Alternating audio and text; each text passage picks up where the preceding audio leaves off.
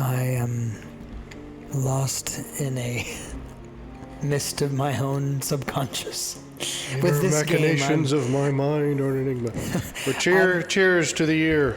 I'm actually. This might be the earliest we've done it. It's only the second of the year. Yeah, there we go. We're not like those cool streamers do the all-nighters until the morning. Well, I was dead on New Year's. I'm still half dead now. 1919 IPC's been in business making cream sodas. Why does a cream soda seem like such a modern thing? I feel like it's a very old school sounding thing. But I mean, it is just nothing but sugar in a bottle. Which is why it's old school. I mean, I suppose, yeah, people have been weird for a while. Here, drink this sugar in a bin. There's no water in here. This isn't even liquid. People say that the Victorians were a lot weirder than people think. Well, didn't they brush their teeth with sugar and... I have not heard that. But like, nipple piercings first became a thing in the Victorian era, and no one believes that because you're like, the Victorians have this image in history of being like all uptight and proper. And it's like, to an extent they were, but underneath that they were also very strange. Behind the scenes, they were the ones that chains and whips excite them. Yeah, kind of. So it's like, people think that the past, it's a little bit like Billy Joel. People think that previous generations, had things together and that only the modern generations are weird. Well, I mean, it is the whole weirdos all the way through. It's the biblical axiom that there's nothing new under the sun. I mean, there's truth to that. Well, it has been. I should have looked at it while Steam was open. I think I haven't touched this game in years, which is a sad thing because I would tell you if you asked me, this is like one of my favorite games because of the concept. The problem is it's kind of stressful. And I mean, it's only stressful for people like me who care. Now, I will actually can't imagine that this won't be stressful for me. I mean, well, it depends. Now, I also have no clue. Is this one of those you can't get ye flask kind of vibes? No, but it's a modern version of that because it is. There's not much in the way of gameplay. It is a lot of just text. Okay, so this is my save. It's just a lot of everything that happens is a text that shows up and you read it. Yeah, but I mean, we played that one. What was that one Russian wintry game that we played? Frostpunk. That was a good one. I liked that one. Yeah, that was more of a management sim, but it was similar in that you weren't the one doing. You were kind of overseeing things happen. This is like that too, where it's like about as much gameplay as there is you can go out on the sea and you can control your ship, but you only look at it from this top-down view. Yeah. So you're not ever going to like walk the deck and fire cannons yourself. The reason this game stresses me out though is because it's only because I've had this current guy, Orson P. Solomon. I give them all very strange Victorian names. I have a whole journal of all the various captains I've had in this. I think this is number 11.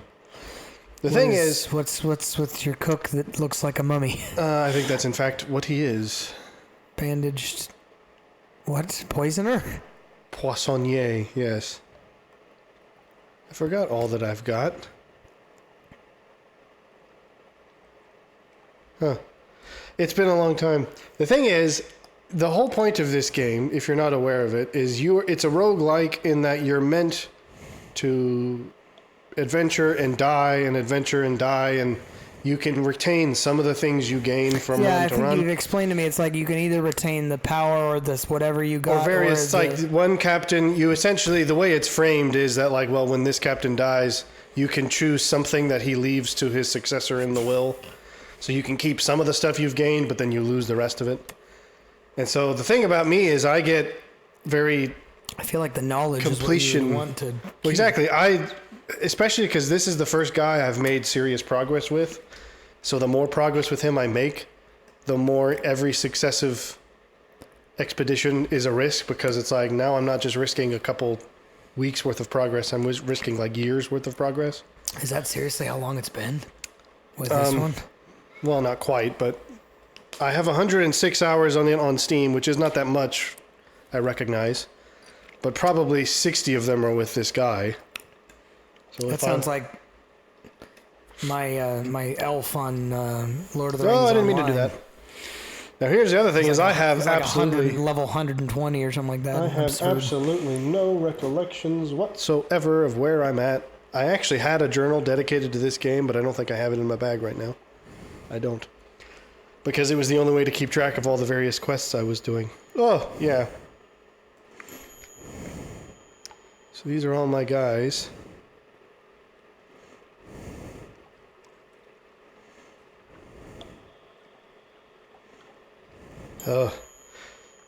That's the other thing about it is that it's daunting when you haven't played it for a while. It's actually not unlike Darkest Dungeon, where I really love the concept. We've played that one twice. Yeah. But I really enjoy the concept, and I like the story and the mood and the atmosphere and all the stuff. It's just that it's intense because every time you set out, you're risking people you've built up. Right. And you could very easily lose that. Right. This isn't quite as stressful as that in terms of, like, Darkest Dungeon, there's a very high likelihood that you'll die. I've got to a point where unless I took dumb risks. Well, I was actually going to ask that. Is it a little bit like it's Oregon Trail in that it randomly throws things at you that are completely unusual and you don't... No, it usually gives you reasonable warning. Like, if you do something dumb and then it costs you either a lot or you end up dying, most of the time you'll be like, I should have seen that coming. It won't just throw stuff at you and then kill you and be like, why didn't you see that, you doofus? But it is not far from a text adventure in that most of the stuff you do is presented via journals and things like this. I got 6,000 pounds or echoes. Okay, do I even have the stuff I could do this with? I don't think I do. I've also probably done all of this.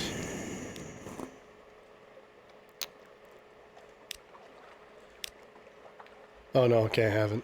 I railed against the... Dying of the light? The whole AI thing... What? A while ago, right? Yes. Last meeting I did.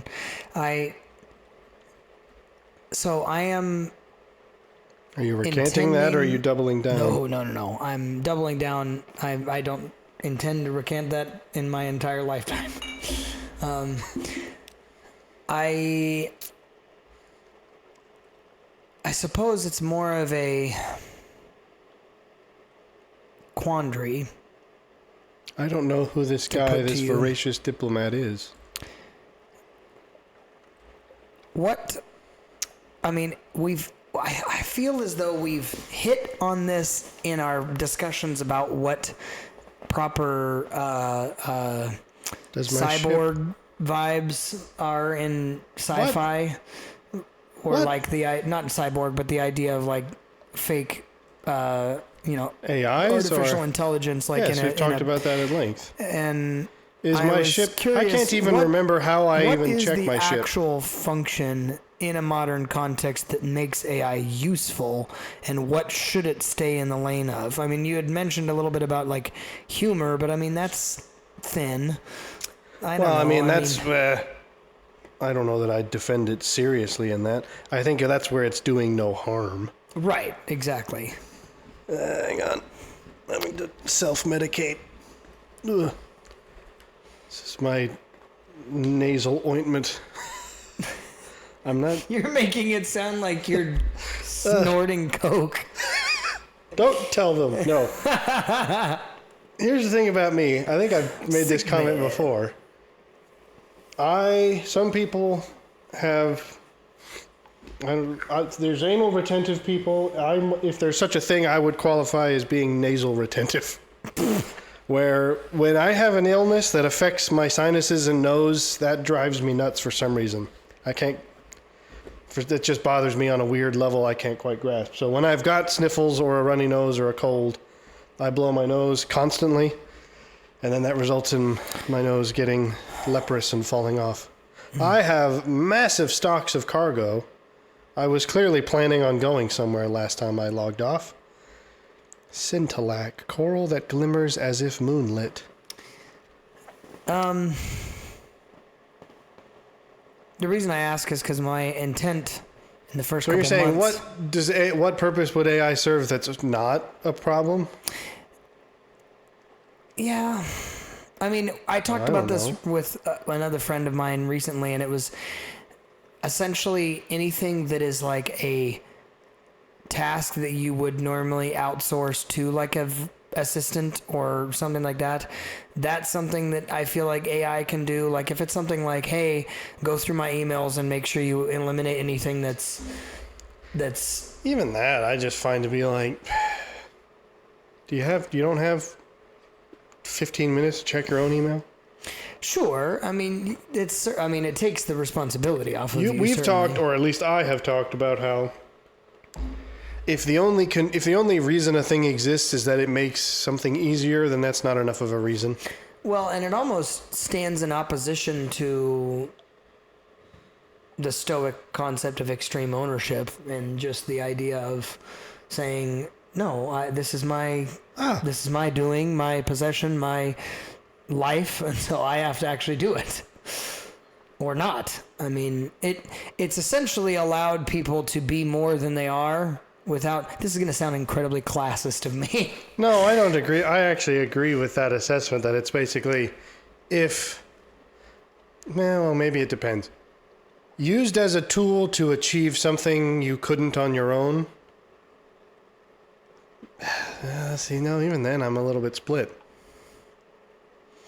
Because here's the thing. If a young kid who doesn't have, film equipment or any kind of stuff, but he's got an idea for a story and he writes a script and he, learns how to use the AI video generators to produce something, because getting those to actually look good you have to know the system well enough to do it. You can't just say the prompts and everything. You can't just say, okay, I want a this long of a clip in which this happens, and if you do that, it will not give you what you want. Right. So you actually have to know how to get it to produce what you want, which means you have to know in your head what you want. Yeah. And so if a guy does that and he's got a vision in his head and he just uses this to actually create a thing, then I'm like, how much of the end product was actually him? I feel like enough of it was him. I mean, again, it would depend.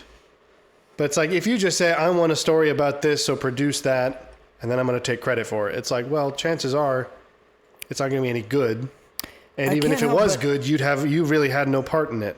Whereas if you're the guy who knows, like, I have exactly a vision in my head and I'm using this to produce it, it's like, well, okay. Then in that case, it's not much different than a tool that allows you to... I mean, how is that different than a synthesizer that can produce instruments you don't play? Well, I and don't get me wrong, I put it on a gradient. I'm a little bit of a purist where I'm like, I'm more impressed by a guy who owns a bunch of bizarre instruments and produces them himself. Exactly. But if you can take a synthesizer and make a compelling music with that, it's like, well, I'm not going to... Well, but then, okay, so here's the thing. I might talk you down a little bit, but not that much. I sat recently, this last week, and basically put it on a gradient because... I completely forget what all of these things do. There are certain things... I have a bunch of this stuff. I just don't know if I want to get rid of it. There are certain things that I feel are more artistic, but still have a level of canned, kind of predetermined thing. You look at somebody that on a composing level uses stems. That's another similar thing where it's like, okay, I have this hook that is pre-made. Stems are basically like, okay, if you get into a song creating software, you can grab this particular stem and it's basically a recycling beat. Like you'll grab the beat and it'll give you like a basic kind of thing, and you can repeat it as much as you want or throw in color as much as you want, but it gives you the basic root, right? Then you can grab a chord progression that's like maybe a 4 a 3-chord progression, like a 1 5 4 or something like that. Na na na, right? And it goes through it, and then it repeats that over and over again. So it's not dissimilar to like almost tracking ish, but you're not the one building the tracks. Again, you're creating based on curation more than you're actually creating. And I go, there are people that literally will build songs full on like cinematic songs or whatever else, that you go, that is creation still, and other people build the stems and then you use the stems to... I forgot the names I had given these ships. Wicked Allure of the Veil. That was my previous one. What is this one? No, this is the one I currently have. That was the first. It was either the first or that was just the last one. I like that they keep the names even after you sell them. Ha! This is a walk down memory lane. Strong Arm of the Night. Okay, so yeah, that's this one. I haven't bought that one yet. That's the only one above what I've currently got. So, then you have like, I'm literally, like you just said, I'm literally composing raw. There is no music until I put, finger to string to well, I think key that to whatever. I think that will always be the most pure form, obviously. Yeah, that will always be. You could take if you showed me the exact same song, and you said one guy used a synthesizer and the other guy did actually played all those instruments himself. I would inevitably think that the guy who did it himself.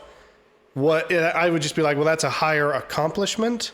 Right. But I don't know that that's almost like over and above. Mm-hmm. Maybe that's just because of modern standards. But what I was But maybe I think I'd be like, at what point does it cross over? Because within the gradient, I would say all of those things are artistic. Even grabbing stems from other people and putting them together to synthesize one song, I'm like, okay, that's still artistic. At what point does it cross over into I'm using so much computerization within the AI context that I go, make me a song that sounds cool, and it I mean, I think that's definitely past the line. Again, it's a matter of because here's the thing.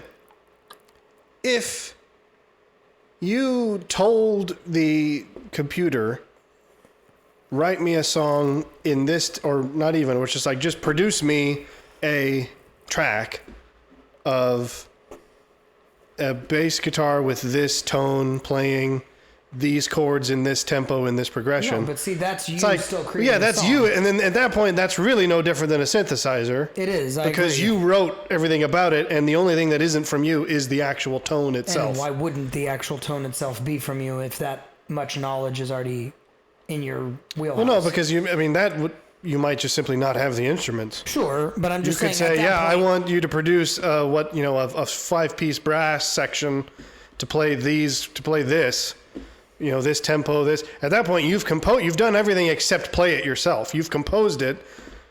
I mean, at that point, you're not that. Some people are going to be potentially take issue with this.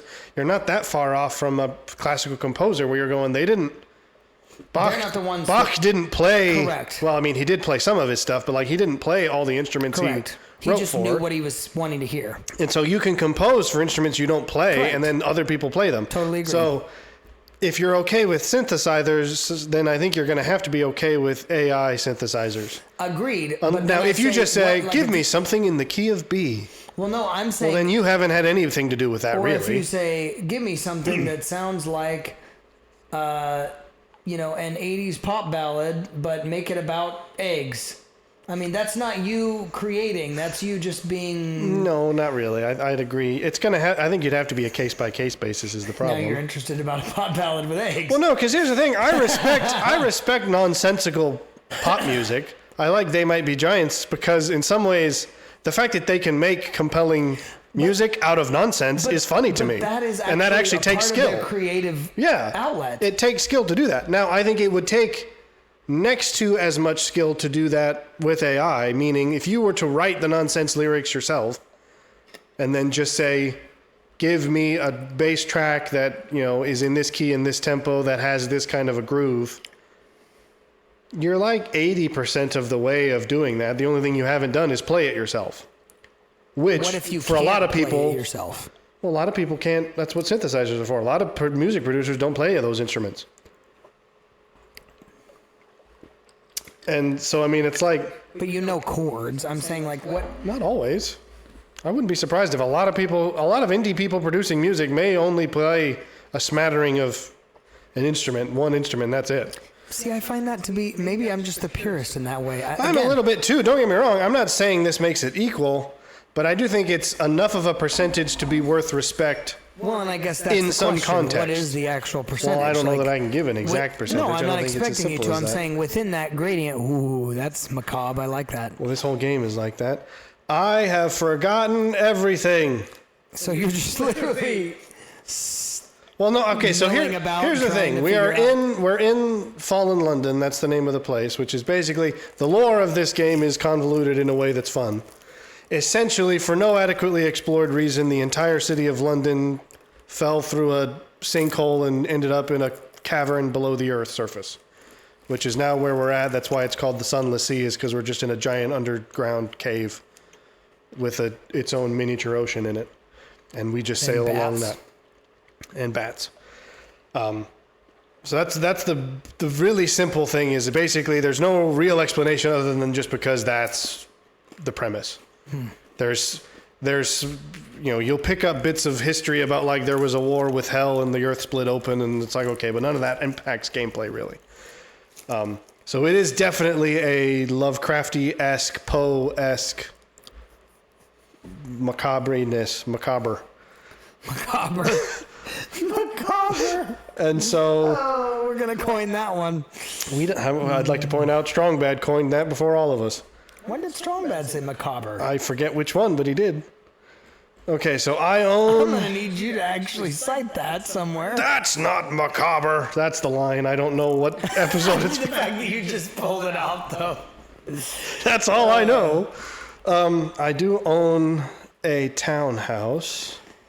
Do I have a kid? Anyway, I'm just saying it's a gradient. You have a child? I have a child? Oh, okay. Do I have a wife? How did I get this child? Is this my child? Or is this just a child that lives in my house? Human child? 10,000 echoes, I could buy myself a mansion. I forget what my main quest even is. Because when you start this game, I mean, the main purpose How many echoes is... do you have right now? 6,000. The thing, I forget even what my main ambition is, if I'm being honest, because how do I even know who I am?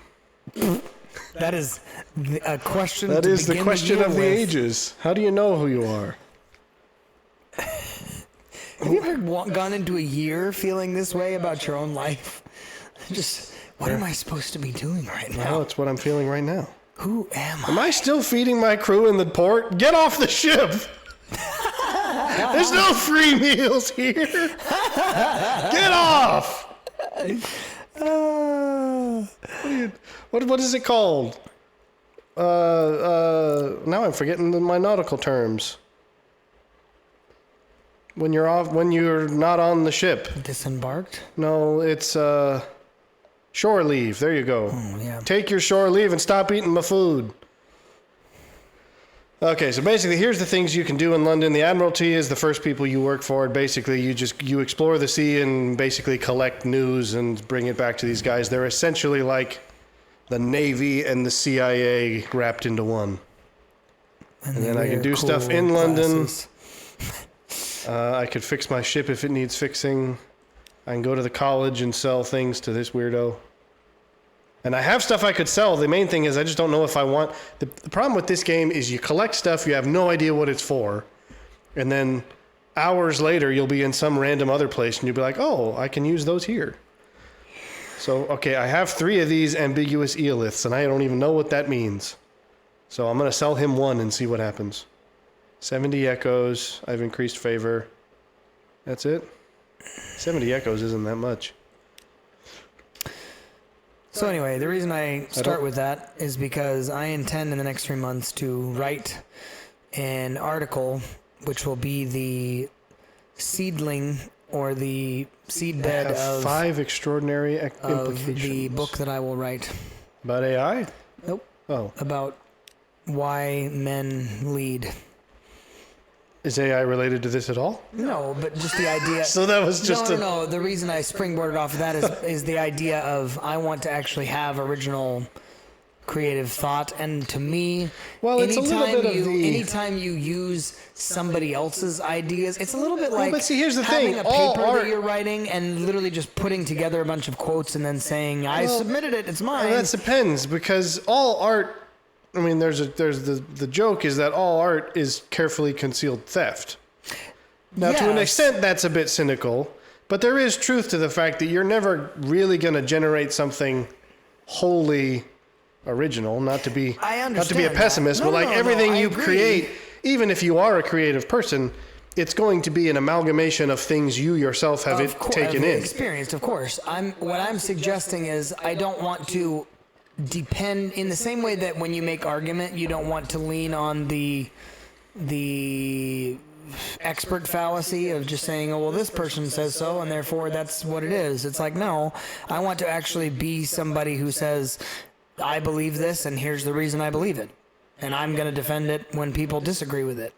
And so as I've prepared myself at the beginning of this year to start writing that, I know that I'm going to get a fair bit of pushback on both sides of the aisle when it comes to this whole leadership concept, because some men that I would say are more of the classical Judeo-Christian bend lean so far into the men as the leader that they say your wife should be, barefoot in the kitchen and she can't get out of the car unless you open her door. And I'm like, well, okay. But I also then, there's the people on the other side of the aisle that go, men and women are the same in every way, and you got to be able to have a marriage that reflects that she could do the same things that you can. It's like, well, no, neither of those things are true. So trying to actually construct a valid argument that doesn't oversimplify to one side or the other is the difficulty. And then actually being able to say, well, it's not just me not picking a side, it's me actually having a new or a different approach, that's a balanced one. Does that make sense, I suppose? I'm afraid I was You're afraid you were trying to look at other things. I'm at so much. I'm at so much of a loss that I'm at loss for everything. I guess you threw me with so AI is not related to this. It's related in that I don't want to just. I suppose what it comes down to is I don't want to just be another drop in the well. It's like you want to actually be able to make a decent. Oh, here's the voracious diplomat. I was talking to the admiral about her. Were you now? I didn't realize I was, but I was. I was. I mean, yeah, I was. Okay, I have a friend.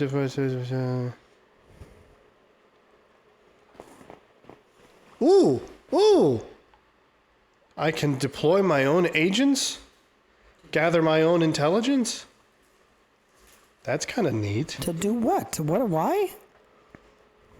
So apparently I can use this lady who can give me basically assets that I can plant at different ports throughout the sea and gain my own intel. Because currently I work for the Admiralty. Well, that's helpful. Gaining intel for them. How about you do that so that you can... It's a little bit Assassin's Creed-like. But this may cost me... Here's the thing about this. How much will Okay, here you go. Right, well, here we go. I don't mean cost in terms of physical cost. It may have a story cost. Well, I actually think this game does the best in balancing your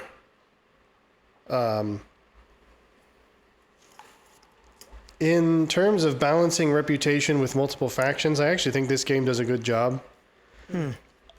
Because it's not just, oh, you've gained this level of status, therefore these people let you do whatever the heck you want. It's like, I can go to the Admiralty and be like, hey, I'm strapped for cash. Can you pay to fix my ship? And because I have a high rank with them, they'll let me do that, but that will decrease my rank with them. Exactly. That's so I can only do it a handful of times before they're like, okay, now you're just freeloading. So it does a great job at kind of. So it's like, yes, you can gain status, get away with but you can also lose status very easily. So I wouldn't be surprised if starting to work with her. Okay, hang on. So I asked him about her. I can ask her about him. I was having this discussion recently with somebody, speaking of status. Is there any level Now, here's the thing. You would like this game because it's phenomenally well written. That's the primary thing that I like about it. Okay. I was going to say something different. But No, okay. I was talking about the game. You talk about whatever else. So what is it she needs me to do? The kind of diplomacy that doesn't get written down. If you know what she means. Hey, she said it, not me. Okay.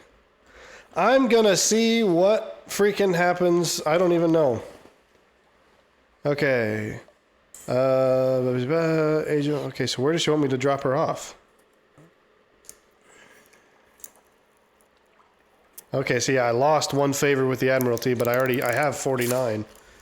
So I have some favor to lose, but how much do I want to lose? That's the thing.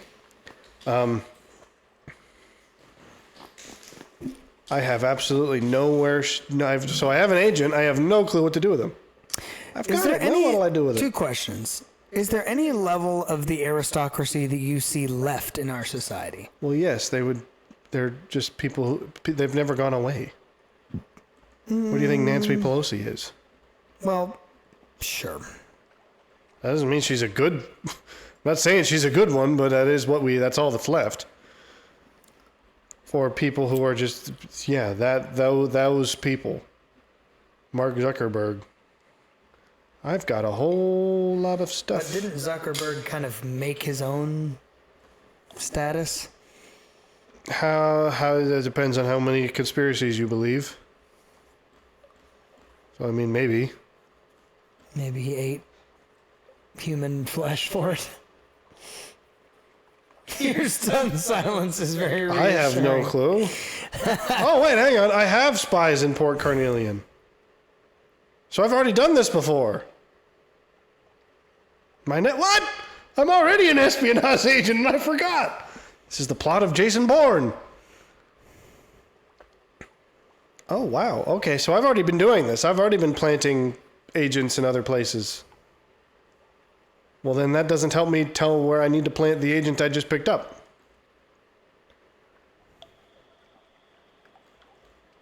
Oh boy, this is really unhelpful. So she's given me a person to deliver somewhere, and I have no clue where. And I don't even know who you are. Perhaps not. I've already done it. No. Yes, I did. Well, then what's the perhaps not? No, that's just to get out of the current thing. But she's already given me the person. Oh well. The problem is I have no clue where that person wants to go. Can I just pick where they go? See, here's the thing that stresses me out is I know that if I don't prepare for a voyage properly, it's very possible that it just goes all pear-shaped. But I mean, I'm well stocked, and I've got cash. And this video is going to be real boring if I don't go and do something. I've got 26 fuel barrels, and how panicked am I? Terror level 6. I'm an old salt. Here we go. Off they go. Hang on, how do I sound the horn? You're not going to be able to hear the horn, but I love the sound of the horn. Bob. I like that they let you do that. Let's give it full steam. The thing I like about this is that... Oh boy, now I've forgotten all my hotkeys. How do I toggle my lights? L. Okay. So the thing is, you want to you get terrified very quickly going on the open sea. And you get terrified most when you're in the darkness like this. So you actually want to plan your routes such that you're always in light without having to burn your own lamps, because then you end up having to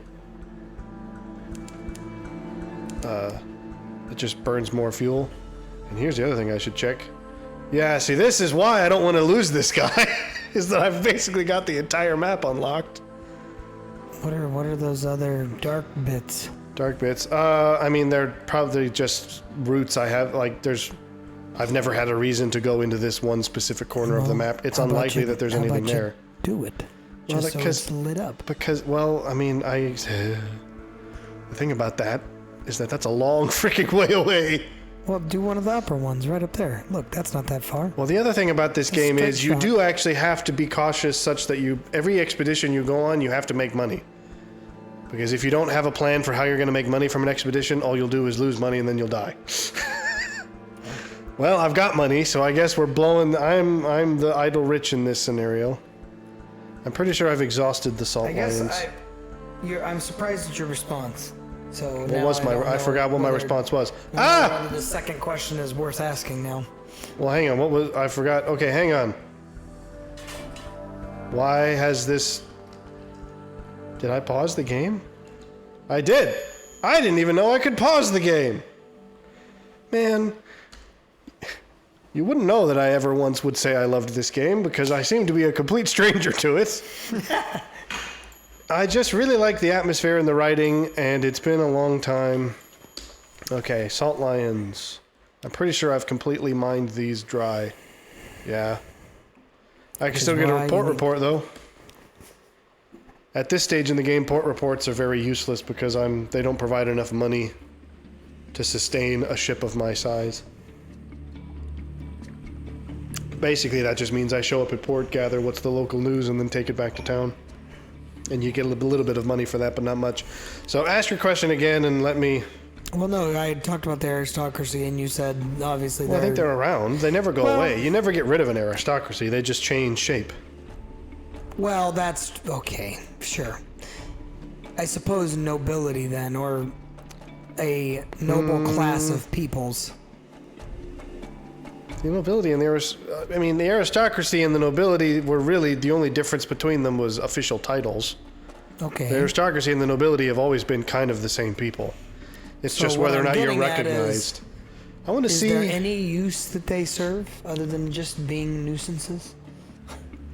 I mean, depends. Some of them are all right. Just depends. Rich people can do cool things that no one else can do. So, I mean, it used to be the aristocracy. I mean, the aristocracy used to be in America people like Andrew Carnegie. Right. Where it's like, okay, yeah, he was ultra wealthy, and you might have been a communist idiot who hated him for no reason. But, I mean, I guess this is gonna. Some people are gonna hit me with the bread and circuses quote, but.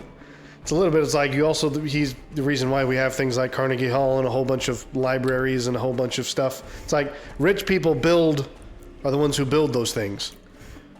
Carnegie Hall would only exist because he had money to burn. And so he burned it effectively for making things that people found useful. Now you might say, but that's just a status symbol and he should have given it to the poor. It's like, well, who are you to dictate what he does with his money? I guess I'll clear these out just for you, and I can probably make enough money from this roundabout circle, so I'm going to Station 3 next. I'll tell you how much of a nerd for this game I used to be. I used to have a journal full of how much fuel it would take to get from one port to another. And I used to plan my routes precisely with that in mind. In fact, I'm going to... a written journal separate from the game? Yeah. Where I'd be like, okay, how long would it take me? How much fuel would it take me to get from here to there so that I could plan my routes effectively? Oh. I don't even know why I'm doing this. I'm picking on a pirate just because I'm having a bad day. He's about to have a bad day, though. I'm up your tailpipe!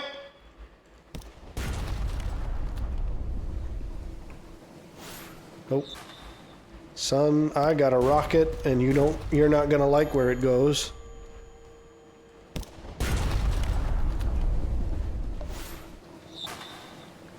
These flares, I don't know what you think they're gonna do to me. Bye. Okay.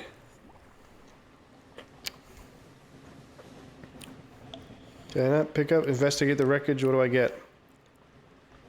I gained some supplies and some fuel and a cache of curiosities. Okay. Sure, let's see what's in it. Oh, that's it? I got some coal, that was it. Well, so that's about as much gameplay as there really is in this, as you can get into sea battles, but they're still just from this perspective. But yeah, I used to plan out, like, okay, here's where I'm going to go, here's exactly how much fuel I'm going to need, and that's why this captain has been alive for as long as he has. Autism keeps people alive. Autism keeps people alive. I'm just saying, you need a couple of them in life. Couple what? Autistic people? Probably I paused long enough. came across as probably a lot more patronizing than I intended. I'm just saying, sorry. someone's got to be. Pause was perfect. Someone's got to be a little bit on the spectrum, because they're the ones who know how to get things done. All right, station Much 3. like the aristocracy. No, see, I'm not sure. I'm not going to say that, like, oh, the aristocracy was always great, because there's plenty of aristocrats who are useless. Like who? Like Nancy Pelosi. You can't keep going back to her. She's hardly, I would say, of all of the people you could have named, she's probably the farthest. Or Okay, the go back 100 years and then ask people who's the aristocrats of the day, and they're going to tell you who's been in politics for 50 years. That was one of the classic distinctions of who was an aristocrat. It's like, oh yeah, this guy who's been in politics, not only been in politics, but been a bump on the log of politics for 50 years. Yeah. All right, I have no clue what Station 3 is for. Log. So that's all it takes to be an aristocrat, Be a ladies bump and on the gentlemen. political log. Be a bump on a political log. And that's how the national anus gets hemorrhoids. It's because there's too many bumps on the political log. In every century or so, we have an enema. Yeah, every clear century all around, those. Jack Nicholson comes along and gives the town an enema. So this is... Not tonight, Bishop. What? I've gained favor by... I have no clue what I did. I've gained a tale of terror, though, and a fragment. And I've gained some acolyte's favor. Lovely. Black nodules? Sorry, what? I'm not reading this. What? Okay, hang on. This one doesn't have just one favor. Doesn't... What does it say?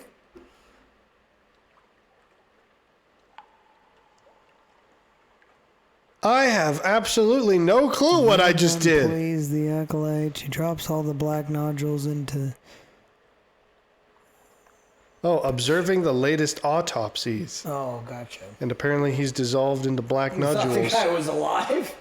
Well, I don't know. It said something about dissolving into black nodules. And I was like, sorry, what do you want from me? Oh, and that was the only thing I could do here.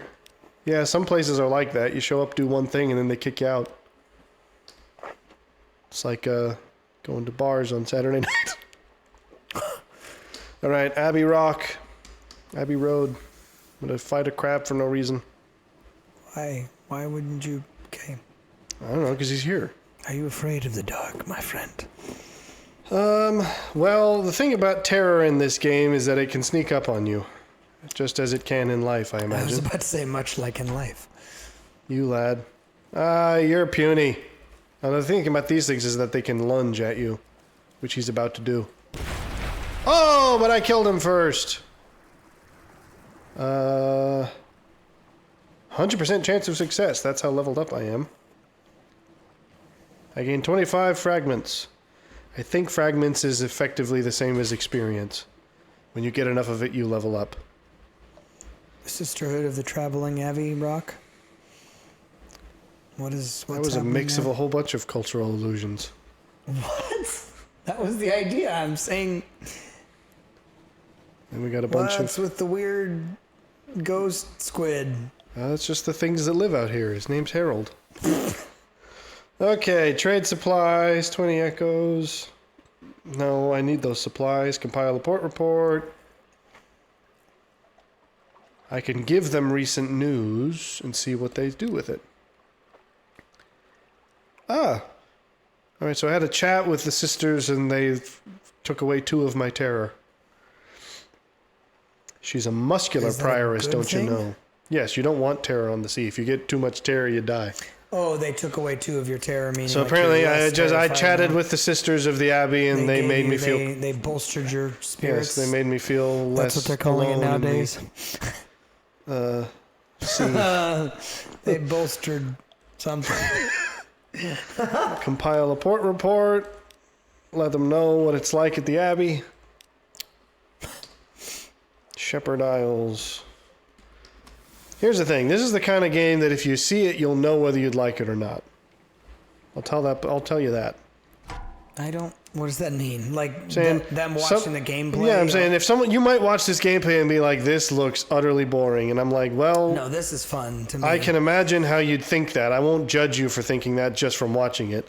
You have to have a taste for kind of bizarre. Well, just story. Unique. Again, it's kind of bizarre gothic writing fiction. And text adventures, because that's really all it is. All right, what's been going on here, fellas? Like text adventures are the ultimate challenge of whether you actually play games for the story or not. Maybe. But then again, there's plenty of people who don't. Some people play games purely for the mental. It's like, what is Tetris doesn't tell you a story, and there's plenty of people who like that. I suppose that's true. I forget what this is. I think that's just a trade ship in the middle of nowhere. I'm going to go to Frostfound.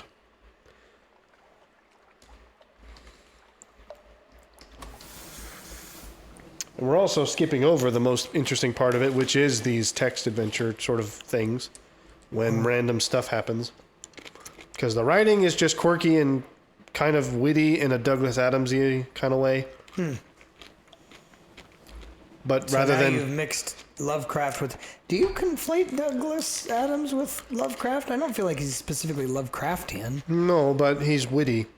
Sure. And Lovecraft didn't make a point of being witty, but he could sometimes pull out a witticism that you're like, oh, that was good. But Lovecraftian was wittish, is what I meant by Got a cache of curiosities. Hey, mushroom wine. Here's the thing. I have a morbid curiosity about what mushroom wine would taste like. Mushroom wine? Yeah, there's a part of me that's like, sounds awful. Then there's another part of me that's like, what if it's not? Oh, whirlpool. Got to go around that. What if you get sucked in? You die. Oh. Don't get sucked in! I'm not going to get sucked in. I'm fine.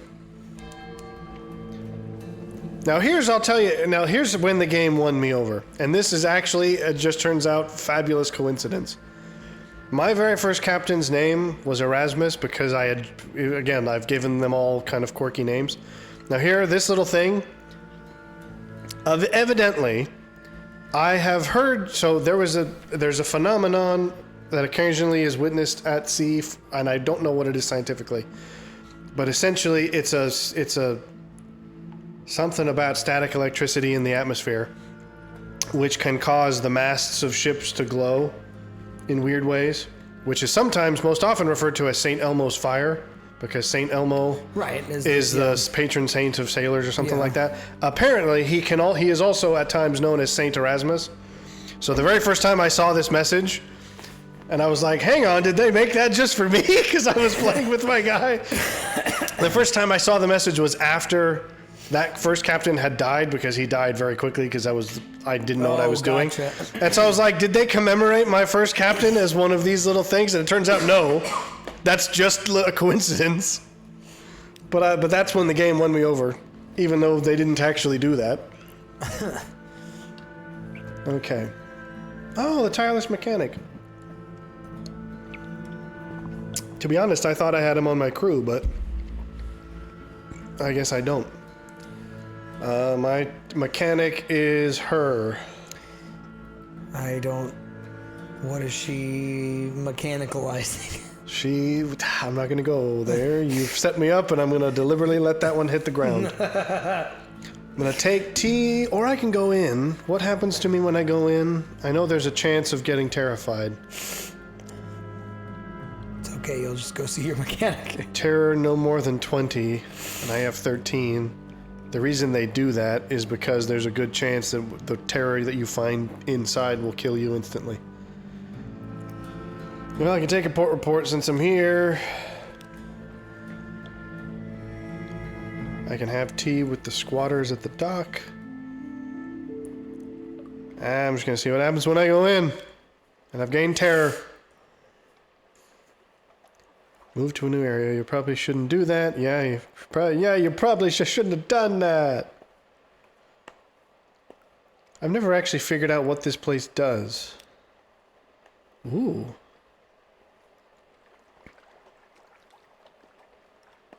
What?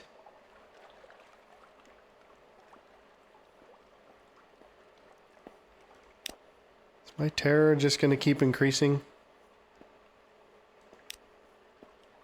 Uh-oh. Can you die of too much terror? Yes, absolutely. Usually in funny and interesting ways, but that doesn't mean I want it to happen. This was the sky.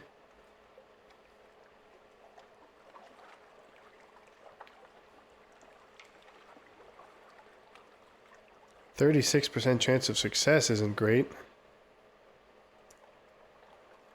So sacrifice one of my points of veils. What is the points of veils? I don't know. The stats in this game have never made a whole lot of sense to me. Iron is, I guess, damage. Mirrors, detection and perception. Veils, speed, stealth, deception. So, I mean, speed and stealth and deception, I imagine speed and stealth have to do with when you're sailing and deception is in dialogue. I don't know that I want to sacrifice that, but this is only giving me a 36% chance of success. I'm going to see what happens. Uh-oh. I failed and lost terror. I would have thought that failing would give me terror. I suppose it was horrors beyond my comprehension, quite literally. What did you lose? What memory did you lose? Memory of distant shores. That's something that usually just happens the longer you've been sailing. You gain those.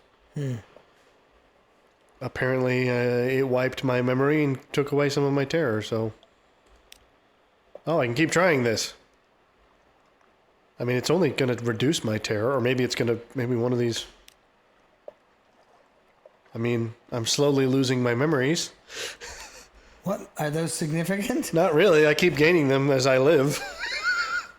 It's all that happened is I forgot tomorrow or forgot yesterday. If I keep doing it, I'll forget the day before yesterday. Hey, it's making my terror go down. Who needs memories?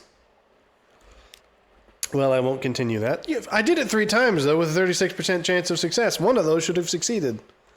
Then again, I suppose that's gambler's fallacy for you.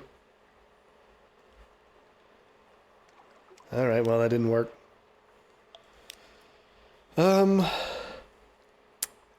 What was your second question about aristocracy going to be? Well, I was just saying, is there a functional use that... So I just watched a movie about the French Revolution, and as much as it became misguided after its I'm of the opinion the French Revolution was always a bad idea. Well, exactly. From its infancy, it became a bit of just a vengeance mission. But I mean, I think that's... Was there... I think all communist revolutions are built on resentment, not justice. Right, exactly. But... All right, we're going towards the volcano. Is there an argument for a class system that maintains some respect of individuals while still asserting that there are lesser classes? I guess that's a way of saying it. That's a roundabout way of saying, please don't condemn me for being a classist. We're saying, well, okay, there's always a class system regardless of whether or not there's what you would call an aristocracy. I mean, that... Yeah. Because people just will always filter into their class. What defines that? Well, usually it's wealth, but I suppose you could You could probably set up a class system based on anything. If money had nothing to do with it, how would you determine? I think money, throughout history, money has always had something to do Yes, with but it. I'm saying If you're suggesting that's an outsourcing. if you wanted to start from scratch and create a new class system that had nothing to do with No, money, I'm not saying construct one. I'm saying how would you stratify people if money had nothing to do with it? Is there an actual stratification of capability or quality of well, persons? this might be splitting hairs, but like the Indian class system, like the ancient Indian class system, was based on, karma and spiritual attunement and things like that. But then, as a result, those who were of the lower class also ended up being poor because everyone shunned them. So it wasn't based on money, but it was still ended up being Well, again, basically that's part and parcel with money. It's an outsource. It's an outgrowth of. But I'm saying in our modern context, There's a brimstone convention on. that sounds like a very wholesome thing in a very dark game. A brimstone convention? Well, you want to go and see? Take my son to a brimstone convention. You have some. I don't know. It just seemed like an odd divergence. Okay. What would you do at a brimstone convention? Look at. Buy a nice chunk of brimstone? Yeah. Take it home for your wife? Here, honey, this stinks. It reminds me of you.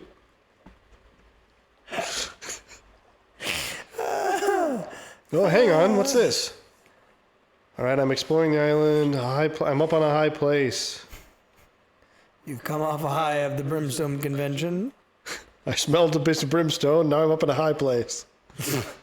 What am I thinking of as I gaze out across the ocean? My future, my past as a soldier. I forgot that I was a soldier in the past.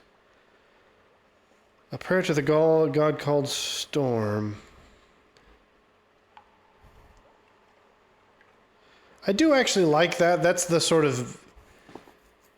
I've never seen it come up in gameplay that seriously.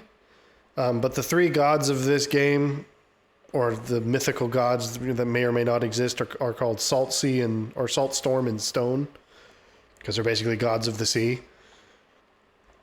And I've never actually seen what that... Apparently, I don't even know the words to pray to Storm. Oh, I don't have Storm's attention. I apparently do have Stone's attention. Now, I do remember, that was another one of the things where it's like you can make a random choice in some random port, and it'll be like, okay, you now have Salt's attention. And I was like, oh, what? Who was that? I don't think I want to pray to any weird gods. I guess I'll reminisce about my past. That's what we're doing right now, and I gained 5 iron. Apparently. Wow, here you go. Since we're talking about aristocracy, in the army, I served men too rich to fight and too stupid to leave me alone. That's wholesome. That's a message for the new year. Now I can't climb up to the crater. See, this is another one of those things. I could either go into town or I could climb up to the crater, and I got distracted by the brimstone convention. All right, let's do what I actually came here for, which is to fill out pieces of the map. Now, the problem is, I happen to know that there is a thing in this particular area of the map I don't want to fight. Which is? Well, perhaps we'll find him. And now that I'm sailing in a blizzard, I can't go at full speed. Which isn't actually true. I can force my engines to go full power. But it's like in Star Trek, where whenever they do that, things start sparking and exploding. I need to go in this direction. Maybe he's not around. Normally there's something that hangs out in this area. He's not exactly hostile, but it's one of those weird things where it's like it's a bizarre creature that doesn't necessarily mean you harm, but don't get close to it. And see, this is why I've never been in this area, is because I probably can't be in this area. I've never wanted to dash my ship on the rocks. Seems like this is the area that'll... Oh, there we go. Now I've come out of the blizzard.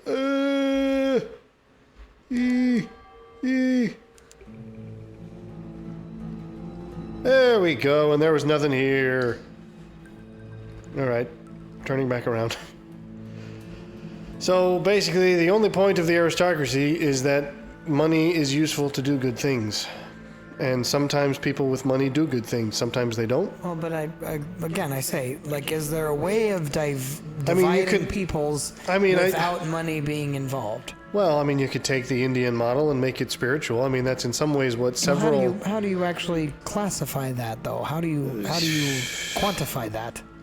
It would depend entirely on your moral framework. I mean, you could argue that there's a little bit of that amongst, like, monastic traditions. There's a certain class of monastic people. Saintliness, I suppose, but That's interesting. the point of all religious observance is that it's not exactly easily quantifiable, nor exactly is quantification the point of it. Can I go at full speed? Thank you.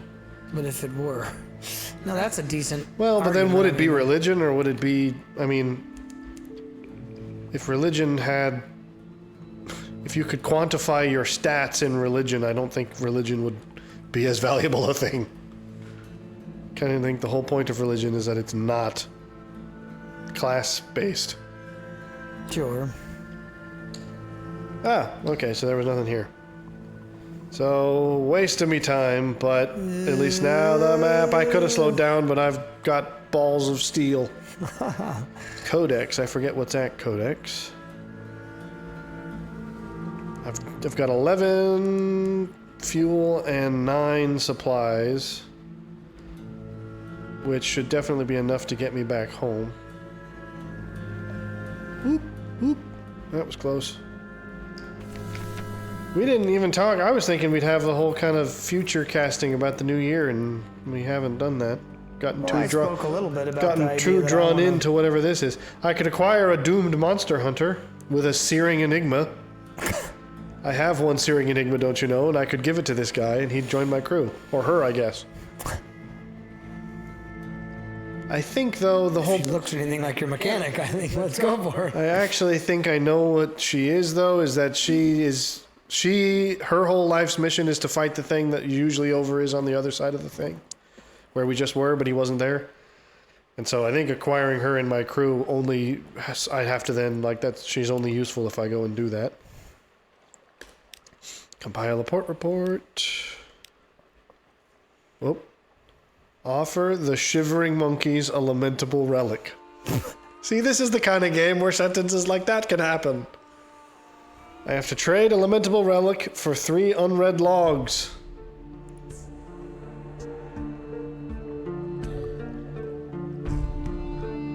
Oh, I don't have a lamentable relic. That's a shame. Well, the shivering monkeys will have to do without their lamentable relics today. Are you going to go straight back, or are you going to Wither? Wither, Vanderbite, and Hunter's Keep on the way home. I believe I'm at a stage in the game where Hunter's Keep, I've fully exhausted all of the stuff that you can do there. Well, anyway, for the new year, I mean, I've talked briefly about the fact that I want to seedbed that book, but I also am intending to get... Oh, there he is! Financially this guy. More... Oh, never mind. Lifeberg. So essentially that's just a sentient iceberg. There's one of those that's massive, though, and his name is Mount Nomad. And again, he's not necessarily hostile, but you'll randomly come across him and you don't necessarily want to be near him either. But I'm intending to get fairly financially freed up this year. Oh. In a big way, just with some side projects and things like that I'm trying to...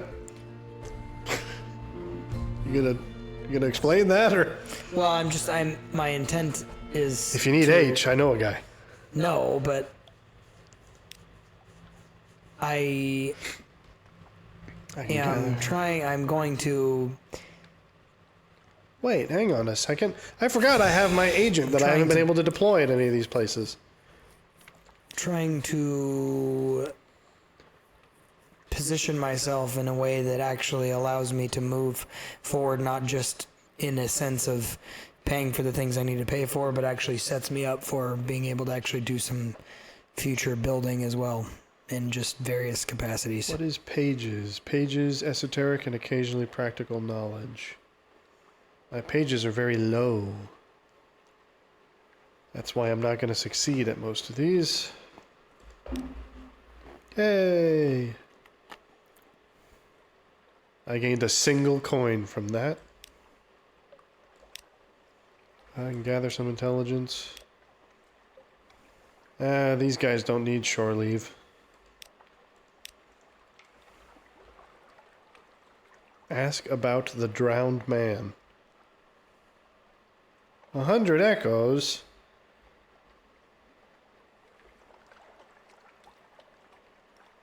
Oh.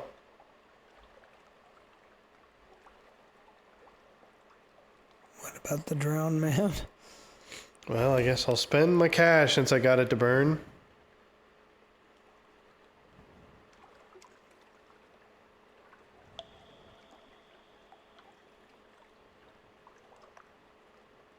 That didn't make a lick of sense. It was nearly 100,000. I spent $100 to get mumbled at by a homeless Talking man. about a great white chief. 20, maybe 25 footer. Well, okay, this place wasn't worth much. This hasn't been the most, Eventful. no. Oh, I mean, it's not, here, say, oh, no, this is an arch. okay. But again, like I said, if you would know by looking at it whether it's your kind of thing. So if you've watched this and think this game looked boring, then you're probably right. But See, I find this kind of stuff interesting. Exactly, I did too when I first saw it, because it's certainly an unusual It's a bit thing. of a Zen kind of game where you. Just I wouldn't agree with that, because it can get very stressful when you're like right now. I'm on a very low stakes mission. I'm literally just wandering around doing stuff I know I'm familiar with, and I know I've got supplies to last. If I was going, because consider the fact that I started with 20, both fuel and supplies, and I've gone this quarter of the map and I'm down to less than half. So like if you're intending to go all the way to here and back, you're going to need to squeeze every drop out of your stuff. And that's why it can get tense. Cuz you've like literally I've gotten to a point in the past where it's like you get stranded out in the black, do you just eventually die because of fear?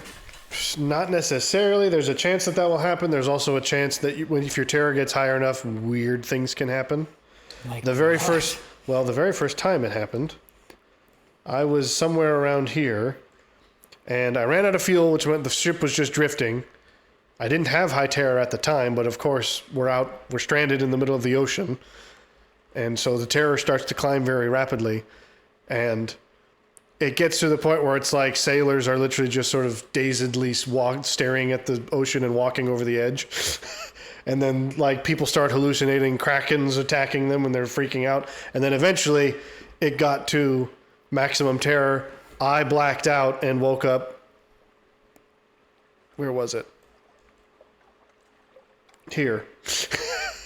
And I'd like to point out this was back when like most of this area of the map was black. So I survived that. I survived. You sometimes your terror is too high and it's just like, okay, yeah, you walked into the ocean and drowned. This time it was like, you passed out, and then I woke up way over here, presumably because of some who knows what. But then I was like, okay, well, I didn't have fuel or supplies. I didn't have enough. I was over here and I didn't have enough fuel to get home. So being over here and not having enough fuel to get home didn't help. But it unlocked that point of the map. So I was like, well, I know what's over there now. Not that I want to ever be there. So, where am I? Tomb Colony. This is basically a leper colony. I was wondering. So I've wondered, I didn't realize this. Well, this is fascinating. I've known about this guy because he's one of the earliest quests you can get, where he basically, for some reason, wants, well, let's see.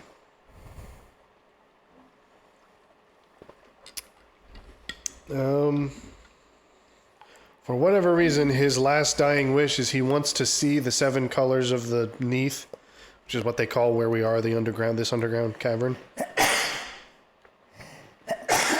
And I only just in the last, I say the last time I played this, that was years ago. But I was wondering if this lump of scintillac would count because it refers to it as it says in my hold that it glows with a certain color. And I was like, oh, maybe I can give this to this guy. And I can. Ooh, and it gives me a captivating treasure. Now do you have one to give to the monkeys? They wanted a lamentable relic. Not a captivating treasure. Well, I mean, maybe they'd make do. Wait, hang on. I had another one I could give him. I guess he's too tired to deal with me twice in one day. See, the fact that this fish shop is called the Vengeance of Jonah is funny. Like That's hilarious. That's the kind of thing that this game has. The Vengeance of Jonah. Speaking of which, I know we're about to end. Are we? Shortly. Am I? Am I? I'm starting to re-rate. The food here is exceptional. You need not fear poison or boredom. Certainly not boredom. Reread Moby Dick. I've never even read it yet. And it's great. Is it? I read it I think it was a freshman in high school, and I didn't read it in earnest. Well, I was like that in high school. And now that I'm reading it in earnest, I'm like, this is actually a really great book.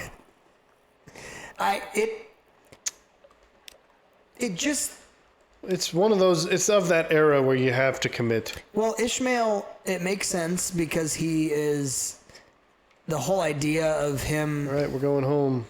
At the very beginning, he goes, I just decided to go on a whaling expedition because I was bored of my life and wanted to try something new. And it's like, well, that's kind of...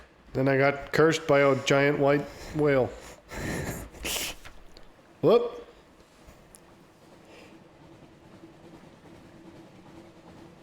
The lamp at the front of the ship is sputtering and arcing, fizzing with blue light. And my sailors are all freaking out because they're all... They're all superstitious old salts. I could tell them a story to explain this to them. Sure, let's do that. Well, but I can't. I don't have a story to tell them. But I do have a 100% chance of explaining this to them anyways. Okay. Good for you, fellas. That's one of the things I need to do this year, is I gotta read more. Last year was an embarrassment. I read 8 books, which is the lowest amount of books I've read in a year since I first started tracking the amount of books I've read in a year. Are you going to cause trouble with me, pal? One of my friends apparently read 50 books in this last year, and when he began to list them off, I was embarrassed for him at certain ones. Why? It's like, that hardly counts as a book. Well, that depends. I had to do that once when I did 52 books in a year once, and it nearly killed me. Yeah, but... Well, I mean, what were they? They were like straight up comic books, and I'm like, well, that hardly counts. Like big compendiums or just No. individual comic books? No, they were like... Because if it's like, okay, I've got this like 50 issue... Because they do sell comic books in big... Like when a big arc is finished, they'll sell the whole thing at once. It's like the type of book you could finish in like a matter of an hour, maybe. So you're talking about single issue comics? Yeah. Well, then, yeah, I would kind of agree that doesn't count. I stooped as low as reading, like, Greek dramas, which are also very short, but I'm like, That's still classic literature, though. That was my argument. The problem with that is I'm out of them. Yeah, well, so you gotta unfortunately... read short stories. This is the one... short stories, I'm kind of the opinion don't count. Yeah, I get that. Like, a single individual short story, I'm like,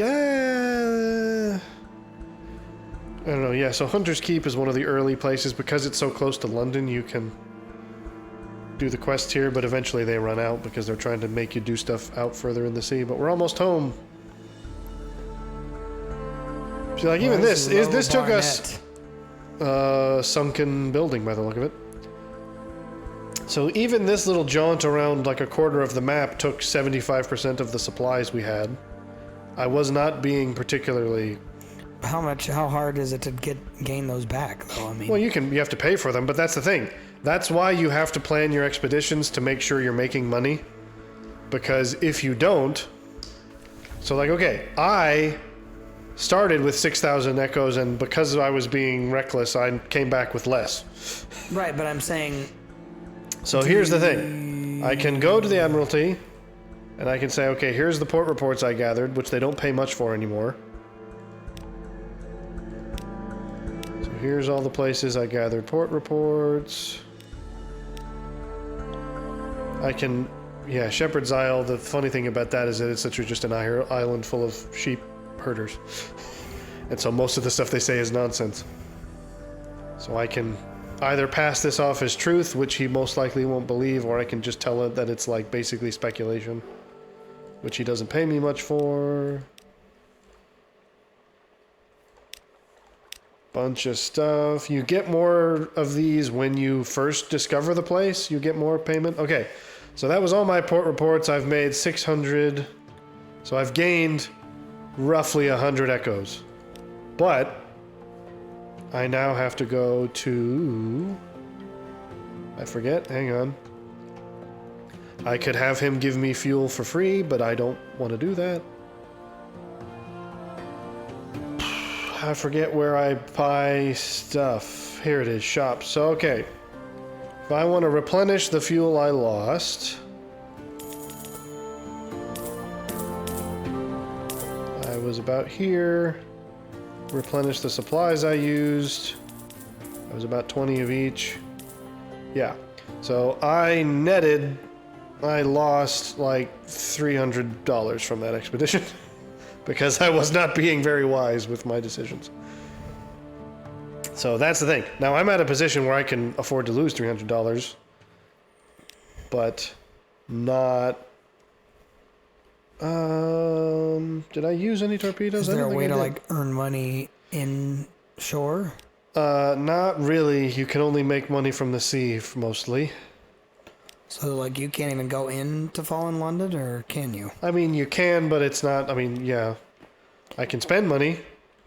I can't really make money in the city. That's the point. You can make money in the other ports. Like, you can go to a port and they'll say, hey, take this to that place and you can make money.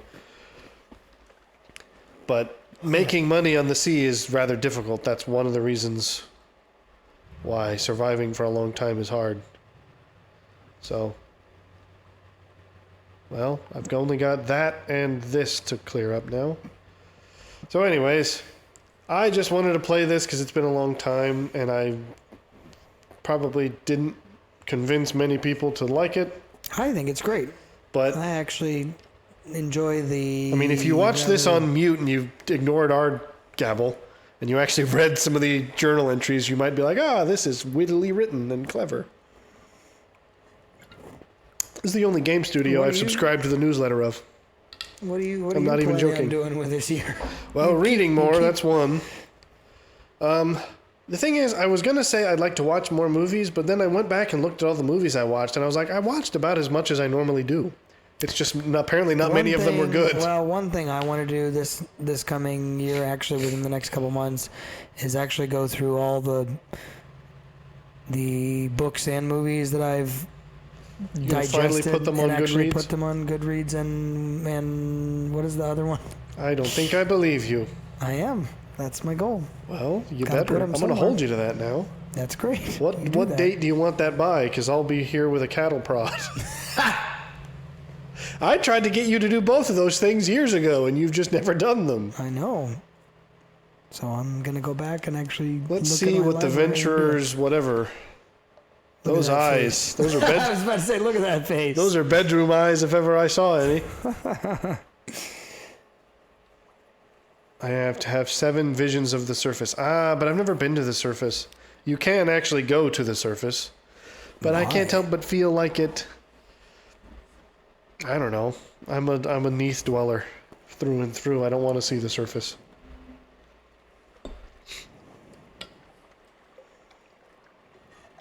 Can you not see your actual character? Like I thought I could. I mean, that's the you can't pick a face. You can only pick a silhouette. Oh. But I thought somewhere in the journal I could like look at myself. Here's all the stuff I've done. Oh, I guess this does have something. So it's like, this is my background. I was a mariner. Okay, these are much of ports I've been at, like things that have happened that I've been a part of. Doesn't actually have much about me, though.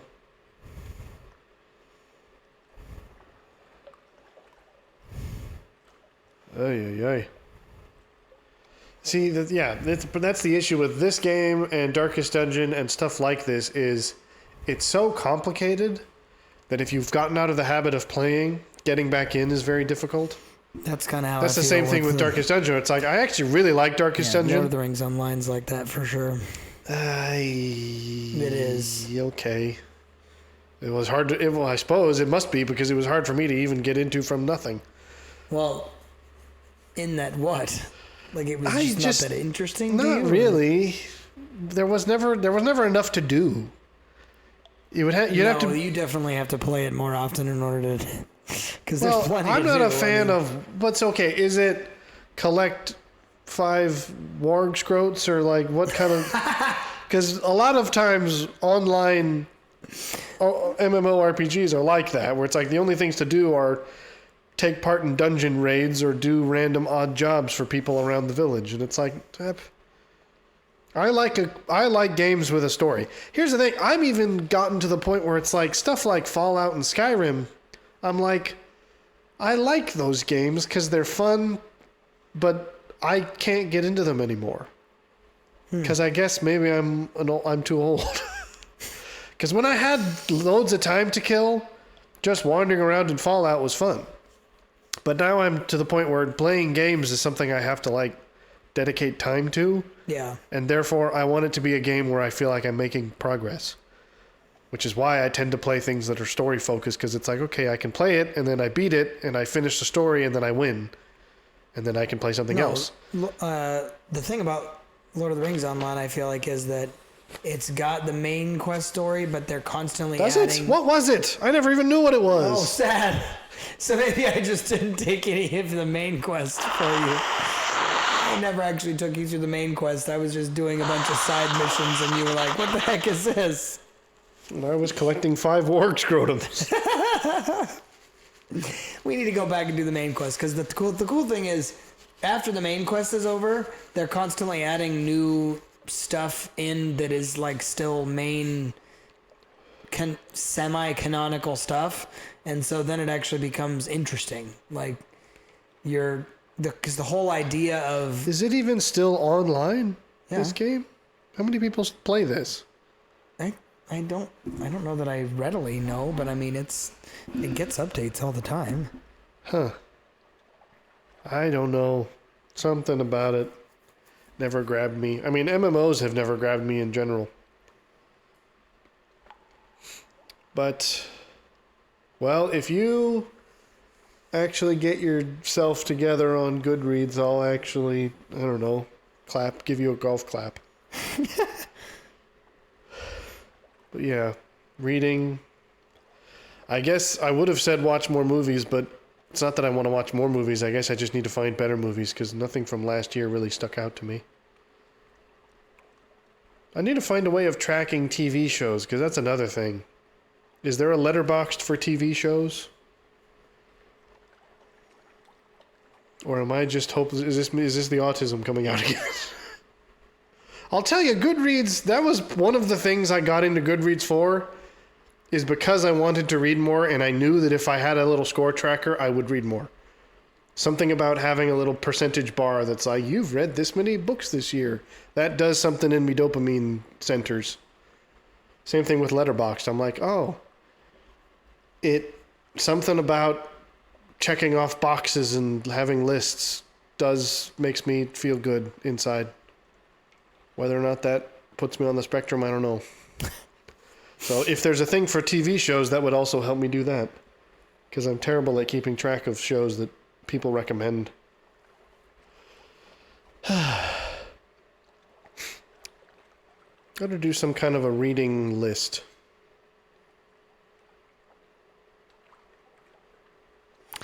reading list of... I don't know.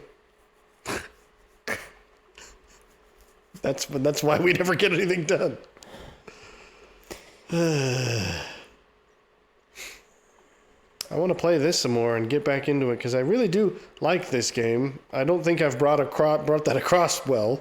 I think anyone watching this would be like, "What? I don't know what it is you like about it, other than wandering around." In some ways, the wandering around the sea is fun, but mainly I think it's the reading, it's the story, and the random encounters, which I suppose this format's not well suited to because we didn't like sit and read the journal entries when they came up. Then again, if you're at all curious, you can pause the game or pause the video and do that yourself. Then you'll know if it's your cup of tea or not. Oh, but like I said, yeah, this is the only game studio I've ever subscribed to the newsletter of because they write their newsletters much the way they write this.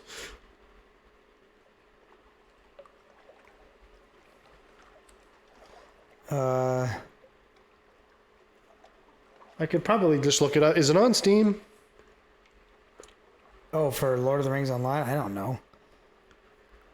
Because I could probably look it up. Right now, apparently, it boasts an average of... It would have the active users on it, if I found it on Steam.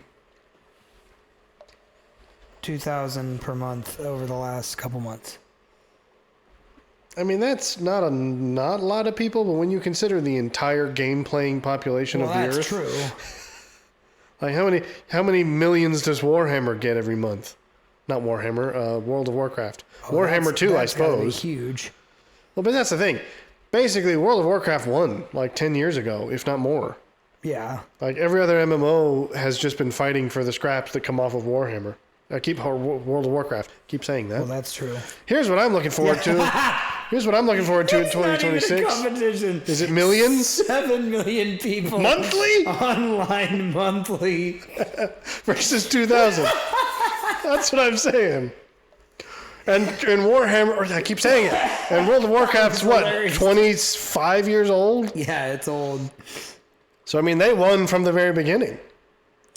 I have never actually played World of Warcraft. Neither have I. Because I don't think I would like it either. Game. I don't think so, though. I don't think I would like that either.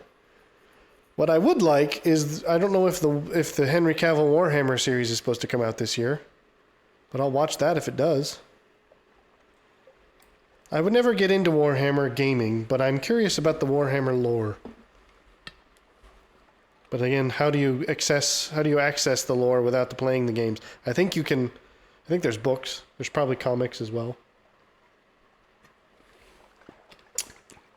Let's put a hard number on some of these goals. How many books are you gonna read this year? So that one I actually have an intentional choice not to Why? quantify, because I actually will end up reading less books when I try to put it in a contextual, like, Really? hey, this is how many books I'm going to read, because I want to digest books because I enjoy them, or pick up a book, get about a third of the way in and go, this is a crap book, I'm going to ditch it. I can't do that though. There's a maybe again it's the autism. There's just something about it where it's like you would walk out of a movie, wouldn't you? I've never done that in my life. It would have to. The only reason I would ever walk out of a movie is it would have to be like debased. I'd have to have gone into it being like, oh, okay, this is. It wouldn't just be because I'm bored or because I think it's crap. I feel like I don't want to waste my time on stuff that's not good, though. Yeah, that's. I mean, if your opinion's already made up, then that's a fair assumption. There's just a part of me that's like you. I don't feel like your opinion can be made up until you've seen it to the end. There's a part of me that's like, and that's and maybe that drives me away from things from the beginning where I'm like, I'm never going to watch One Piece because it's 3,000 episodes or whatever.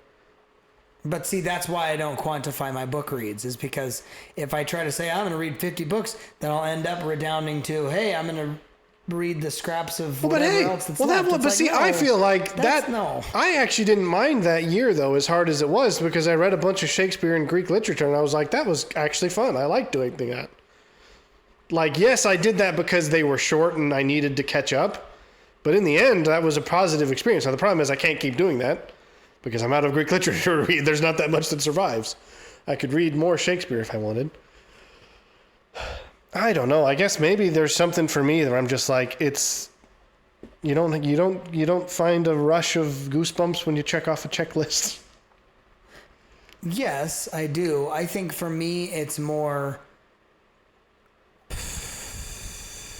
end goals and the means don't matter. So like, But that's exactly what a book. That's exactly what a reading challenge would be. yeah. So I then, don't know. I probably would start smaller and say something like maybe 30 books in the year. That's reasonable. But I know that I want to, at the very least, get through all the books that I've actually read and put them on Goodreads, because that to me shouldn't be that hard. If I actually just take time every day to say like an hour a day, I just go through and put down a couple reviews here and there. You don't have to review them, or you mean, are you talking reviews or ratings? Well, just rate, and then if there's one that I feel like specifically, like for instance, 7 Habits of Highly Effective People was one of the most influential books, I would say, in my read. Which is interesting because it was recommended by a person who didn't even read the book. And, How does that happen? well, because we were supposed to read it as a staff. And then this person read like a third of it and decided it wasn't for him. You'll pick up on who it is in just a minute. And then didn't apply any of it.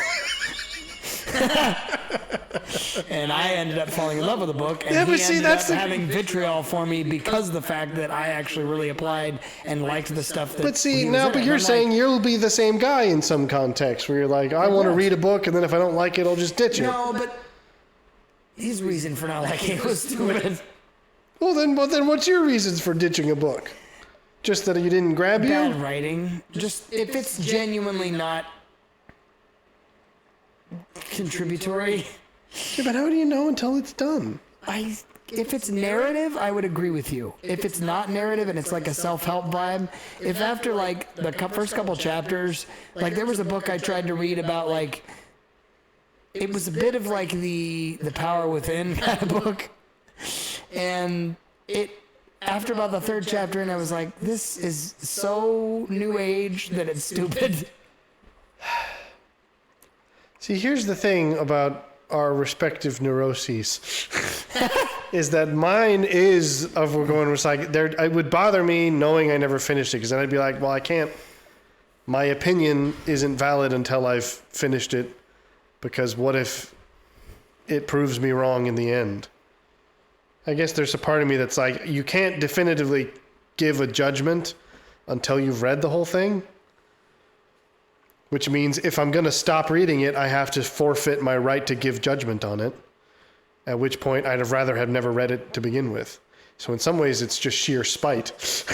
Because I've definitely read books I didn't like, and then I finished it, and then was like, this was crap. But then when I'm delivering my assessment, I feel like I'm standing on firm ground saying, no, this was crap. I read it to the end, and I hated it the whole way. Because I feel like I stopped after a couple chapters. It's like, was that because the book was crap, or was that because you just gave up? That's my internal monologue.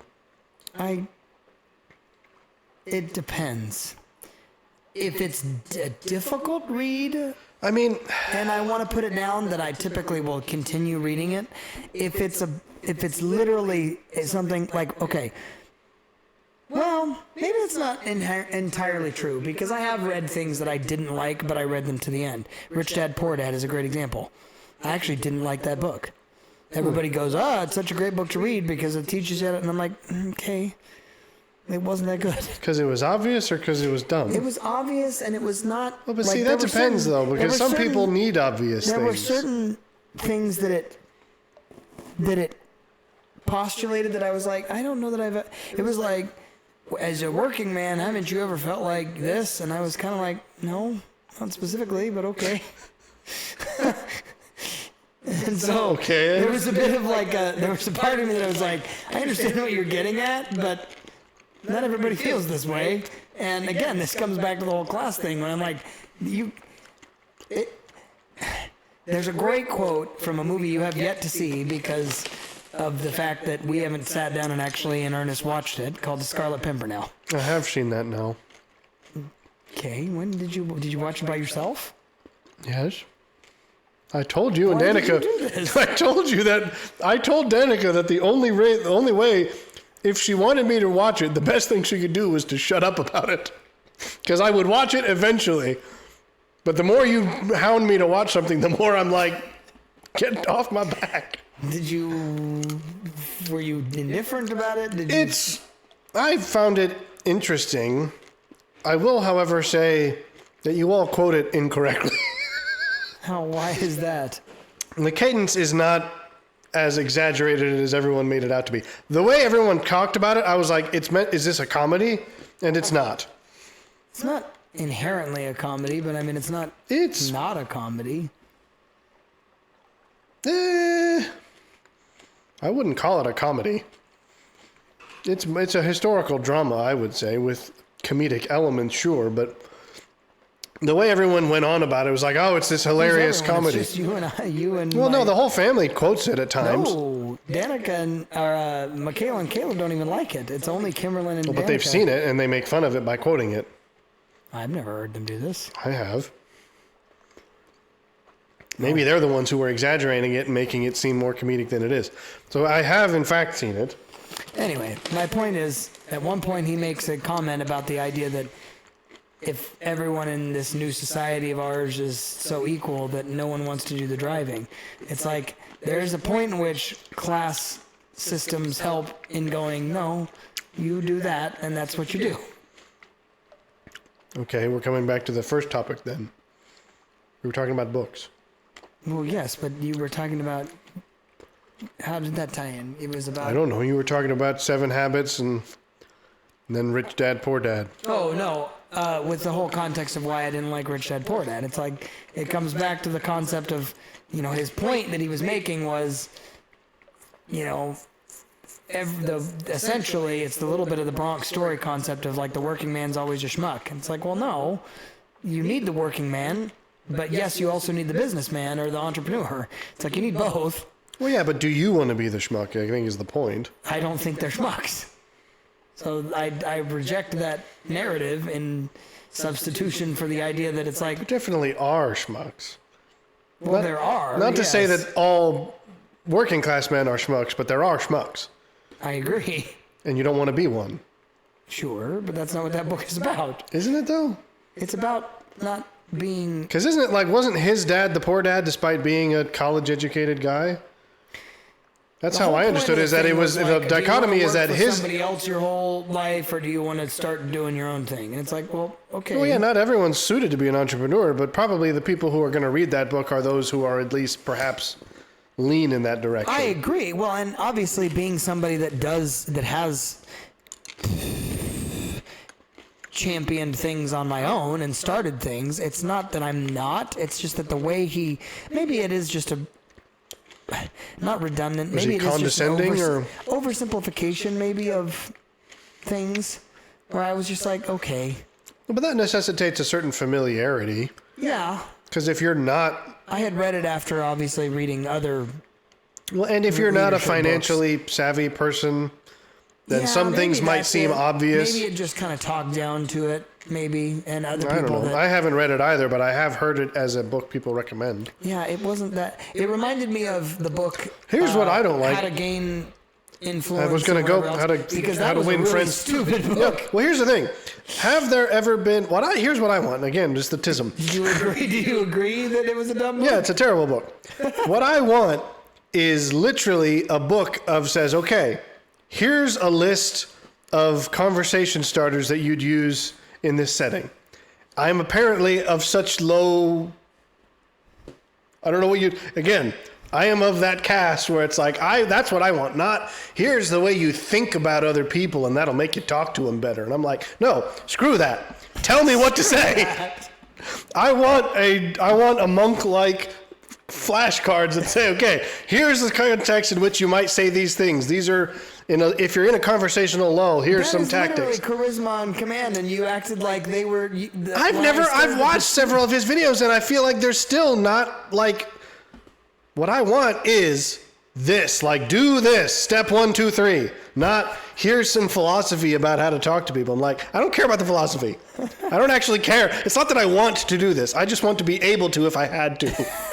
Don't You want to be able to feign charisma Yes. if you Yes, need I to. want the Sherlock Holmes version of charisma, which is I don't give a crap about you, but I need some information from you, and I need you to think I give a Sherlock crap. Holmes, the The BBC Sherlock yeah, I Holmes. was about to say the Benedict Cumberbatch. Because there is a part of me that's like, I don't mean to be, High-functioning sociopath. I don't mean to be an awful person, but if I could tap into that now and again, that would be great.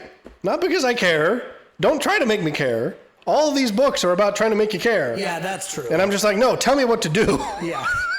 No, the reason I didn't like So what I how need to- is Dr. House's Guide to Charisma. maybe you should write it. Well, I can't because I don't know it. Well, you should. Well, that yeah. I can help you write it. Well, yeah, you can't. Sorry, You suck. I just have to eventually agree with you there. But I'm saying, but see, every book I've read, even things like, people talk about like, oh, the 48 Laws of Power, it's an immoral book because it tells you how to manipulate people. I'm like, it really doesn't. First it's a book, of all, it's a it's book not about immoral history, at all. and it's not even that good, to be honest. I enjoyed it, but I mean, it was interesting from a historical perspective, but I don't feel like I gained, like, here's how I can manipulate people from this. I'm like, no. Because again, it's too broad. It's too philosophical. I'm like, no, It steps. gives you some warnings for things to avoid, but I don't know that it gives you steps as easily. Yes. If there was a book about Dr. House's how to get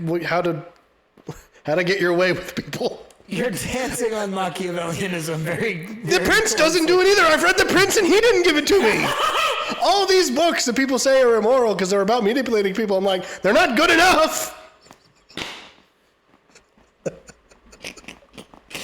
Well, there you go, folks. No, I found that book, the How to Influence People one, to be. Oh, it was so childish that I was like, well, this is beyond stupid. I didn't even feel like that. I just don't think I gained a single thing from it. No, exactly. It was just a bunch of his prose almost. Well, yeah, it's like, here's how I talk to people. I'm like, well, I don't care how you talk to people. How do I talk to people? You tell me how to talk to people. So seriously, there has to be like some book from the 1800s about like the complete Luddite's guide to etiquette. And I'm like, that's what I need. You should read the Book of Five Rings. That one's far more philosophical, but the art of war I don't is- disagree in principle, but is that related? Yeah. Tells you how to manipulate people with a sword? It tells you no. That's one way to do it. It's I could probably do the that. art of war is. If I walked around with a sword, I could get anything I broad wanted. one. The Book of Five Rings is far more individualized, and I find it to be useful in more than just the concept of because he constantly talks about the way or whatever. And yes, it is about martial arts, but less so. It's more about actually just fundamentally framing yourself in life. And I find it to be, if you can apply general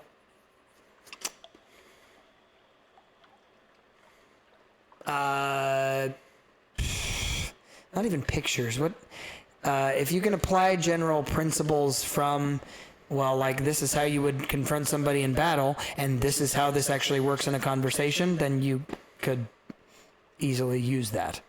Like that's a decent read. It's dry, but it's. I don't mind good. that. I apparently have a tolerance for dry literature more so than the average person, it would seem. I find that to be true too, and so there are some people that. For yourself or for me? No, meaning. Yeah, you really do like dry No, stuff. I'm saying I enjoy a more dry approach. But you don't like dry movies. I'm gonna need you to furnish me with some context for that. Do you really want me to whip you with this whip again? You talking about Locke? You're so stupid. You're the horse that keeps twitching.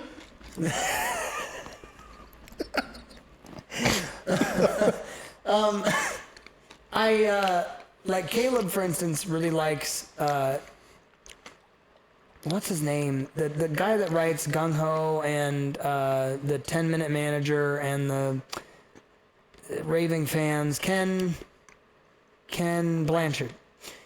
Never heard of this. And Are these dry? He doesn't strike me as someone who no, would put he's up not. No. Oh, He's. I was like, they're very. if I could think of someone who doesn't have a patience for dry books, that would be it. Yeah, and so he likes these. They're they're supposed to be leadership books, but they're told in this very narrative style, and I'm like, no, don't do this.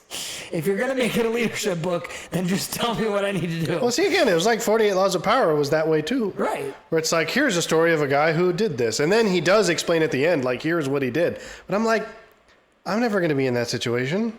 Yeah. So tell me what I should do. Again, give 1, 2, 3, get what I want. That's what I want from a book. Maybe the 5 Rings would be a little bit more. Okay. Well, I mean, I'll give it a... your flavor, but that's why I like Stephen Covey. I bet you'd like Covey. Because Covey, with the 7 Habits of Highly Effective People, basically talks about, here's all the things that you do to frame function within a business and you being a manager. But then he says, you can't quantify everything as far as people. And so here's the way that you manage people well while also keeping them productive. And it's a really good book. It's like, but it's written by, I believe he may be a Mormon. But it's at least some sort of faith-based kind of context where he's going, I might be a Mormon. Like, in other words, he tries to write it from at least some sort of moral framework to say... But I want an immoral framework. I'm now starting to somewhat parody myself. How do I become Hitler? There is a certain degree to I'm like, I wish these books were as manipulative as people say. Because then I could get ahead in life. I don't know. Because there's just a lot that's so wishy-washy. I think what you probably want is like the clinical psychology approach to like reading body language and things of that nature. Probably. But see, again, I need books for sociopaths. Here's how to fake that you like someone convincingly. Because all that Dale Carnegie wanted me to do was to like people. I'm like, yeah, but what if I don't? And he's sort of, I don't know, I picture him with a shocked expression on his face. With the Pikachu face. It's like, don't make me like them and then, that'll make talking to them easier. Friends influence people. What if I don't want friends, but I still want to influence people? How to lose friends and influence people. That's the Dr. House book I want. How to lose friends and keep one. I actually... think that would be... I'm going to make a fake book of that because that would be hilarious. Make a fake jacket and put it on a random book, just Dr. House, How to Lose Friends and Influence People. Well, at least we're friends. I don't know what you mean by that. I'm just saying, like, I appreciate... So I told Danica this the other day. So I was sitting there with my wife, and... I said something to the effect of, I at times feel bad, but then I always have to bring myself back to, well, no, I shouldn't feel bad for the fact that you sometimes outgrow people. And my comment was, within our relationship, you and I said something to the effect of the depth of our friendship and understanding of one another. I said, I sometimes feel like I ought to apologize for that, and then I just go, but the bottom line is that he's earned that space. I mean, it's like... Apologize for what? Well, just the idea of like, oh, well, there are other people that, also could have that level of, connection with you. It's like, well, yeah, when you give them an opportunity and they don't choose to do that, then that's their loss. I mean, there's a point in which you go, when people haven't actually invested, then they can't go, why haven't you given me the same, what is it called, stock in this as everybody else? It's like, well, no. Egalitarianism is a corrupt ideology. Well, that's true. Very much so. There you go. Let's just end there. Yes, now I'm on some government watch list, I'm sure. Well, this is a better game than I made it look, and if you're at all interested in quirky, Victorian, Gothic, whatever, check it out. They've made other games since then. I haven't played any of them. I still subscribe to the newsletter, though. Like other... They've made... Have you played... They've made a sequel to this, which is about airships, which is... I don't know how much... I mean, as far as I understand, most of the games they have made are within this broader universe. I think they're currently making a game that is not, which is like the first game they've made in a long time that isn't. But I don't know. If you're at all interested, check these guys out, because think they're neat. And we didn't plan. There's no concrete steps for the coming year. So, again, we've given a bunch of theory and absolutely no practical steps. Much like we love. Well, I said 30 books. Are you going to commit to that? You spent the whole time talking about why you don't do that, and now you're going to do it? I guess so. 30 books and then getting all my other books actually 30 on books, Goodreads. 12, that doesn't break down evenly, but Okay. like 3 a month plus a little bit of wiggle room. Because you're a dad of 5. That's fair enough. I found it, I mean, the thing is, I incrementally increased it every year, thinking, every year I increased it, I was like, oh, I don't know if I'll do it. And then I always did. So again, maybe that's just me, because I'm like, again, having the progress bar does something to my brain where it's like, I've got to keep chipping away at the bar. So even when I thought there's no way I'm going to do 52 books in a year, it's like the fact that I had that incentive was like, I have to do it even if it's hard. One thing I think that's going to help me out is that we've actually instituted a reading time every evening with our kids even. Oh, see, so the last hour of the day, we literally have quiet time where it's you're all in the same room, but you're reading your own book. You're not talking to each other about the books you're reading. You're just reading. So that wouldn't work with me because I tend to react out loud. Okay. I'm saying it would be disruptive. Like, how out loud? Well, I mean, there's times when